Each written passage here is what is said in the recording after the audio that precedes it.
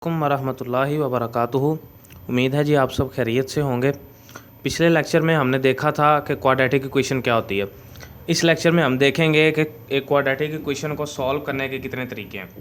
एक quadratic equation को solve करने के तीन मेथड्स हैं। पहला फैक्टराइजेशन, दूसरा कंप्लीटिंग स्क्वायर मेथड और तीसरा क्वाड्रेटिक फार्मूला। इसमें जो पहले दो मेथड्स हैं इनको हम एक्सरसाइज 1.1 से पहले डिस्कस करेंगे और ये जो तीसरा मेथड है क्वाड्रेटिक फार्मूला, ये इंशाल्लाह ताला हम 1.1 के बाद डिस्कस करेंगे। जी तो हम आते हैं अपने पहले मेथड की तरफ। पहला मेथड है जी फैक्टराइजेशन। अब फैक्टराइजेशन में होता क्या है? फैक्टराइजेशन में ये है क्वाड्रेटिक इक्वेशन की स्टैंडर्ड फॉर्म। फैक्टराइजेशन में हम ये जो x का कॉफिशेंट है b, इसके हम दो हिस्से करते हैं। उन दो हिस्सों का जो सम होता है वो b के इक्वल होता है और उनका प्रोडक्ट जो होता है वो इस AC प्रोडक्ट के इक्वल होता है। यानी कि r प्लस एस, इसके दो हिस्से करने हैं, b के r और s, ax square plus R X plus S X plus C is equal to 0। ये b के हमने दो हिस्से कर दिए, r और s। अब इसकी कंडीशन क्या है फैक्टराइजेशन की? r और s का जो सम है r प्लस s वो b के इक्वल हो, r plus s is equal to b। और दूसरी कंडीशन r और s का प्रोडक्ट r s वो इन दोनों के x स्क्वेयर के कॉफिशेंट और कांस्टेंट के प्रोडक्ट के इक्वल हो, r s is equal to AC। ये कंडीशन है दो फैक्टराइजेशन की। अब हम इसको एक एग्जांपल से समझने की कोशिश करते हैं। हमारे पास एक इक्वेशन है x square minus X minus 2 is equal to 0। X square का कॉफिशेंट कोई नहीं है तो ये 1 है, x का कॉफिशेंट कोई नहीं है तो ये भी 1 है और ये कांस्टेंट है -2। अब हमने इस जो -1x यानी कि -x इसके दो हिस्से करने हैं।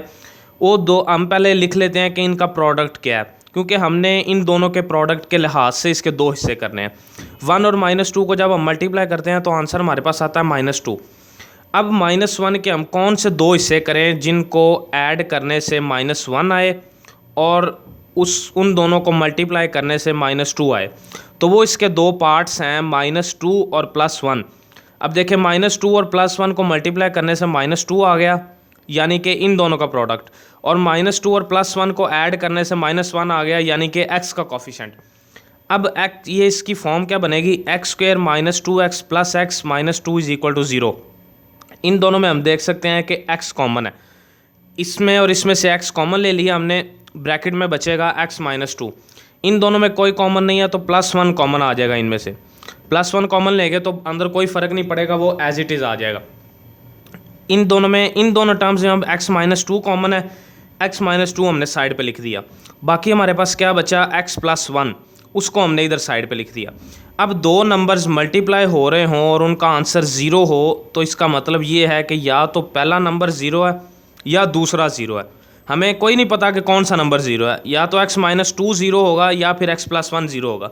इसको हम लिखते हैं आइदर। आइदर का मतलब होता है या, और का मतलब ये होता है या। Either x minus 2 is equal to 0 और x plus 1 is equal to 0। x minus 2 is equal to 0, इसमें ये 2 इधर माइनस है, उधर जाके ये प्लस हो जाएगा। तो हमारे पास आएगा क्या? x is equal to 2।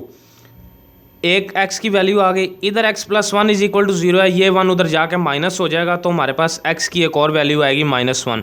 इसका हमने सोल्यूशन सेट बना लेना है -1, 2। ये हमारा इस क्वाड्रेटिक इक्वेशन का x की वैल्यूज़ है। ये था जी फैक्टराइजेशन का मेथड। उम्मीद है आपको समझ आया होगा। आप अगले लेक्चर तक के लिए मुझे इजाज़त दीजिए। अल्लाह हाफिज़। और अगले लेक्चर में हम डिस्कस करेंगे completing square method. Completing square method discuss करने के बाद हम इंशाल्लाह एक्सरसाइज 1.1 पे जाएंगे। तब तक के लिए मुझे इजाज़त दीजिए। अस्सलाम वालेकुम वरहमतुल्लाहि वबरकातुहू।